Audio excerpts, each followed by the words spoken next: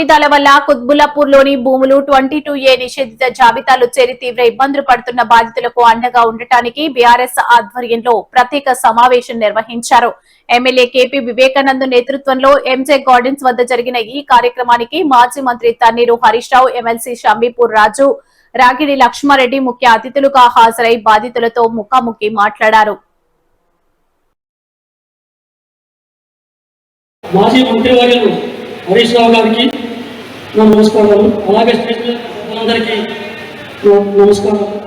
మాకు మెయిన్ ముఖ్య ప్రాబ్లం ఏంటంటే మా శ్రీరామనగర్ కాలనీ కుత్బుల్లాపూర్ 285 డివిజన్ రీసెంట్గా సర్వే నెంబర్ 104, 105 మాకు ఎప్పటి నుంచో డిఫెన్స్ వాళ్ళు చాలా ప్రాబ్లం చేస్తున్నారు.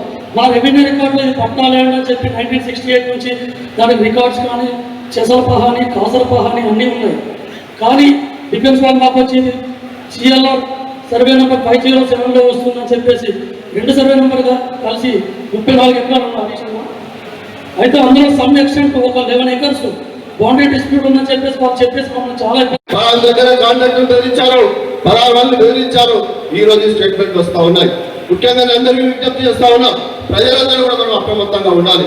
మన ఆస్తులు మనం కాపాడుకునే దాంట్లో మనం రోజు ఆన్లైన్లో చూడాల్సిన పరిస్థితి ఏర్పడింది. మన ప్రభుత్వం కూడా ఏం చేశాం, ఇదే హరీశ్చంద్ర తీసుకొచ్చి మన ఎమ్మెల్యే గారు అన్నాడు, పెద్దలు కేసీఆర్ సార్ నాయకత్వంలో హైదరాబాద్ లో 25 మన కుటుంబంలో 25-30 వేల 58 జీవో నిన్న రవాణా గారు చెప్పారు. పట్టాలు ఇచ్చుకున్నాం, పేదలకు కాపాడుకున్నాం. 59 జీవో కింద మనం రెగ్యులైజ్ చేసినాం. అప్పుడు కట్టినటువంటి డబ్బులు మనం చాలా రెగ్యులైజ్ చేసి ఇచ్చాం. కానీ ఇప్పుడు ఈ ప్రభుత్వం ఏం చేస్తా ఉంది, పేదల ఇళ్లను కూడా పడతా ఉంది. మనం చూసాం జనతా గ్యారేజ్ కేటీఆర్ అన్న కానీ హరీష్ అన్న కానీ తెలంగాణ భవన్లో జనతా గ్యారేజ్ ప్రజలు ఏ విధంగా వస్తా ఉన్నారో మనం చూస్తా ఉన్నాం.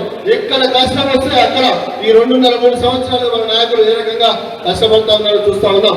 మన నాకు ఒక మిత్రుడు చెప్పారు, అధికారి పేరు చెప్పారు కానీ ఇందాక అన్నయ్య చెప్పాను సార్, హరీష్ రావు మల్కాజ్గిరిలో మీటింగ్ పెట్టగానే ప్రభుత్వం దిగొచ్చింది, అధికారులు దిగొచ్చారు, అధికారులకు ఆదేశించింది మేడ్చల్ మల్కాజ్గిరి జిల్లాలో ఉన్నటువంటి అక్రమంగా పెట్టిన 21 కింద పెట్టి అన్ని కూడా తీసేస్తున్నారు సార్. ఇది అందరికీ చెప్పండి, హరీష్ అన్న గారు చెప్పారు, హరీష్ అన్న కూడా చెప్పారు. అంటే ఒక నాయకుడు గట్టిగా పనిచేస్తే, ఒక నాయకుడు ప్రజల పక్షాన్ని పడితే ఎలాంటి ప్రయోజనం ఉంటుంది, ఎలాంటి ప్రతిఫలము ఉంటుంది అనడానికి ఆనాడు తెలంగాణ ఉద్యమం కావచ్చు, గతంలో ప్రభుత్వం కావచ్చు, ఈనాడు ప్రతిపక్షంతో నాయకులు ఏ రకంగా పనిచేస్తూ ఉన్నారో మనం చూస్తూ ఉన్నాం. కాబట్టి అది ప్రజల్లో కానీ అసెంబ్లీలో కానీ ఎక్కడ ఏ ప్రజలకు ఎక్కడ ఇబ్బంది ఉన్నా అక్కడ ఖచ్చితంగా పొద్దున్న లేస్తే నేను వెళ్ళిన పొద్దున్న అన్న దగ్గరికి అక్కడ 200-300 మంది 200 అధికారులు లేవు. అయినప్పటికీ కూడా ఇట్లాంటి సమస్యలు ఎంతమంది వచ్చి 2.5 గంటలుగా వారి లైన్లో నిలబడి అందరికీ కూడా వారిని సంలాంచి ఫోన్లు చేసి లెటర్లు ఇచ్చి చెప్పి మరి వారి కష్టసుఖాలను చూస్తూ వచ్చేవారు అందరూ కూడా బాగా చూసుకుని రావడం జరిగింది. మళ్ళీ తర్వాత కూడా వారికి కార్యక్రమాలు ఉన్నాయి. ఇట్లాంటి నాయకులు నిజంగా కూడా తెలంగాణ సమాజం చేసుకున్నటువంటి అదృష్టం అని చెప్పేసి నేను తెలియజేస్తా ఉన్నా. అదే రకంగా అటువైపు ఉన్నటువంటి నాయకులు కూడా చూస్తూ ఉన్నాం. ఏం మాట్లాడుతున్నా ముఖ్యమంత్రి సోదరు మాటలు ఒక రాష్ట్ర మంత్రి కారణంగా 22 ఈ అక్రమంగా చేర్చినటువంటి భూములు ఏదైతే 90% షేర్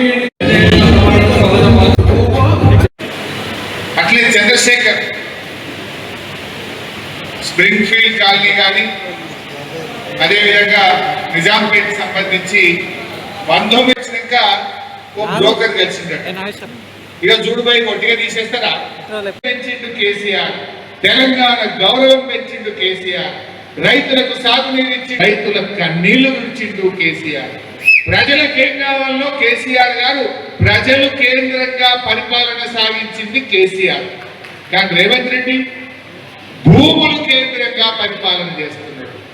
7 కమిషన్లు వస్తాయి. ఎందుకంటే